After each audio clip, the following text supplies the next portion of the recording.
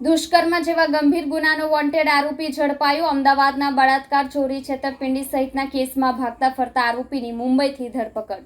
સુરતના ભેસ્તાન પોલીસ સ્ટાફે અમદાવાદ શહેરના ઈસનપુર પોલીસ સ્ટેશનમાં બળાત્કાર, છેતરપિંડી અને વિશ્વાસઘાત જેવા ગંભીર આરોપોની સાથે વોન્ટેડ તરીકે ફરાર રહેલા આરોપીને ટેકનિકલ કામગીરી અને બાતમીના આધારે મુંબઈથી ઝડપી પાડ્યો છે।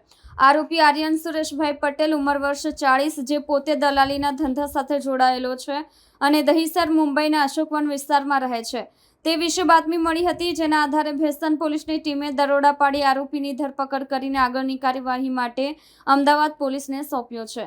આરોપી સામે ઈસનપુર પોલીસ સ્ટેશનમાં ગુનો ભારતીય દંડ સંહિતાની કલમ 376(1), બળાત્કાર 420, છેતરપિંડી 406, વિશ્વાસઘાત અને 506 ધમકી હેઠળ ગુનો નોંધાયેલો છે। તપાસ દરમિયાન બહાર આવેલ માહિતી અનુસાર આરોપી આર્યન પટેલ કોઈ નવો અપરાધી નથી।